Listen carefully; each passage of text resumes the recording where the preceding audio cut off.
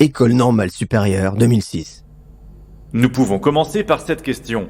Quelle est l'erreur fondamentale de l'homme ? Penser qu'il est vivant alors qu'il s'est endormi dans la salle d'attente de la vie. C'est une idée que nous pouvons retrouver chez de nombreux contemporains. Les esprits encore endormis et les élèves en ce lundi matin les empêchent de relever la citation. Pour Idriss, c'est différent. Non seulement il connaît cette phrase, mais en plus il en connaît l'auteur, Idriss Chahé. Son père l'a nommé Idriss en hommage à ce soufi et penseur contemporain d'origine indienne. Ce matin-là, cette phrase agit sur lui comme une révélation. Il relève la tête et soudain, il comprend ce qui lui arrive. Voilà d'où viennent les idées noires et la dépression. Il a dû s'endormir dans la salle d'attente d'une vie qui n'est pas la sienne. Depuis son arrivée à Normal Sup, Idriss a la réputation d'un élève insolent, mais c'est surtout parce qu'il se sent mal et enfermé dans ce milieu castrateur. En entendant cette phrase, il envisage la possibilité d'un nouveau départ. Je vous emmène aujourd'hui sur les traces d'Idriss Aberkane, un personnage controversé qui passera dans l'opinion de chercheurs brillants et iconoclastes à intellectuels complotistes à la posture victimaire.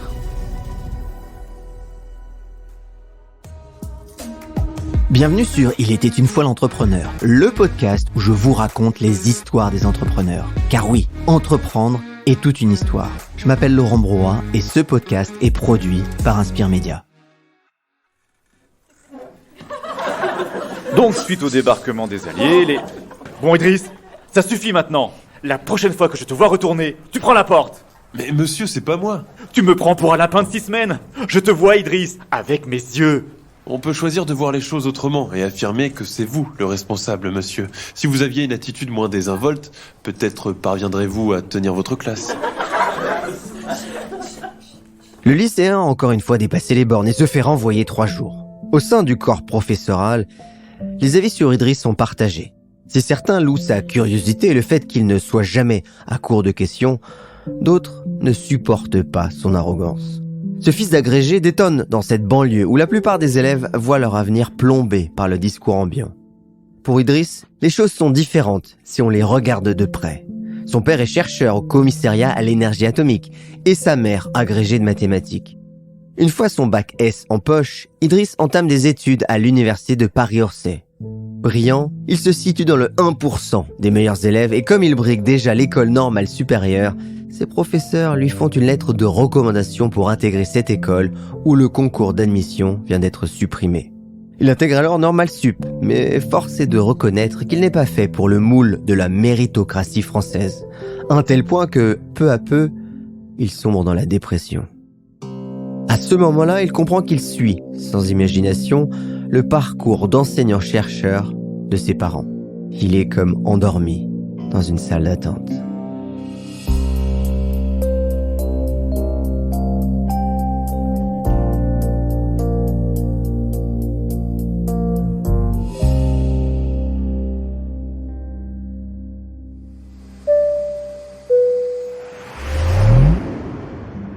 En 2007, Idriss atterrit aux États-Unis pour faire un stage à l'université de Cambridge, puis il rejoint Stanford en tant que visiting scholar.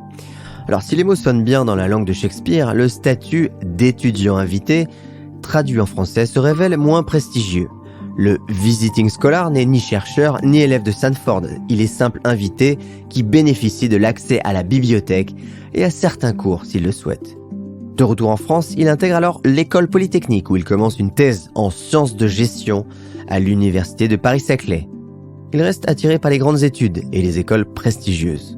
En même temps, ce jeune intellectuel y puise les connaissances dont il a besoin pour nourrir sa soif de savoir.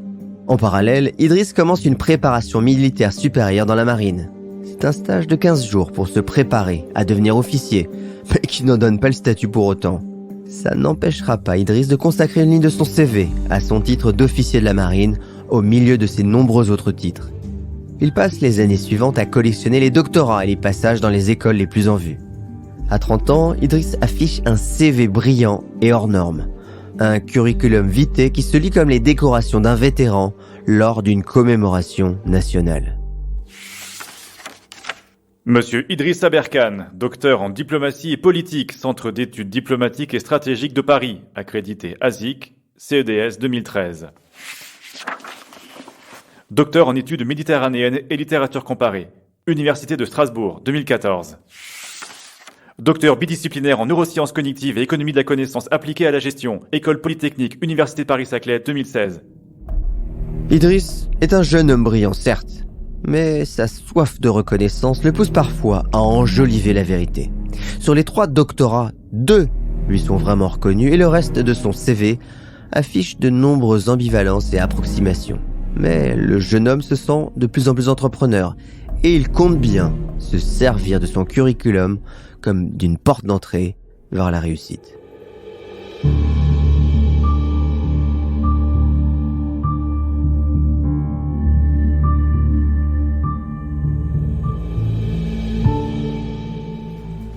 On arrête là les tests. Prenez une pause, on reprend après.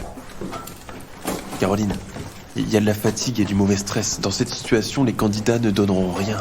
Ils seront bien meilleurs après la pause. Merci Idriss. Je suis contente de vous avoir à nos côtés. Vous allez apporter un super éclairage sur notre émission.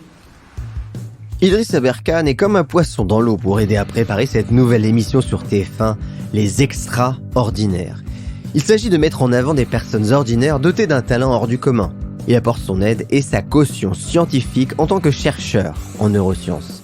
Idriss commence à percer dans l'espace médiatique. Il diffuse régulièrement des chroniques dans l'hebdomadaire Le Point ou en ligne sur le Huffington Post. Vulgarisateur, il s'adresse au plus grand nombre et partage sa connaissance. Il multiplie les conférences sur ses sujets de prédilection et les diffuse ensuite en ligne. Bientôt, ses vidéos atteignent un nombre de vues exceptionnel, mais c'est surtout sa conférence sur le biomimétisme devant le Conseil économique et social qui va le faire connaître. Le spectateur découvre un jeune chercheur au CV long comme le bras, tout en décontraction. Il n'a pas commencé son audition depuis 5 minutes qu'il assène de sa voix posée. Comme la connerie, la connaissance est infinie. Le style détonne et plaît sur Internet. La vidéo fait 7 millions de vues. 2 ans plus tard, cette visibilité se transforme en consécration audiovisuelle. Idriss se retrouve aux côtés de Christophe de Chavannes pour l'émission Les Extraordinaires. Au sommet de sa gloire médiatique, il lui reste une étape avant de faire partie de l'écosystème des experts invités par les médias, écrire un livre.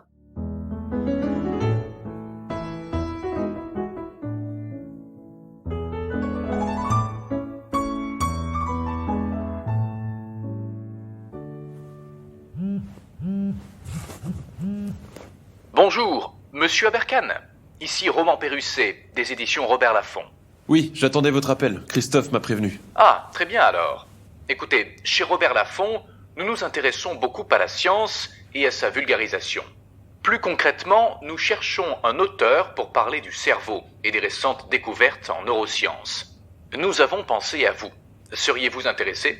Ma thèse porte sur la neuroergonomie, je suis dans les clous, non ? Plus sérieusement, je suis intéressé, mais j'aimerais aussi apporter mon point de vue sur le système éducatif. De cette première conversation naît Libérez votre cerveau, premier livre d'Idriss Aberkane et succès de librairie.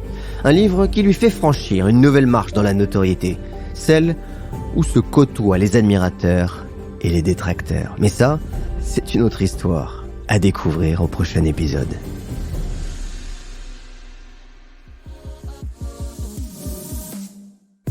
Merci pour votre fidélité. Alors, tant que j'y pense, ce podcast, c'est 3 jours de travail par épisode.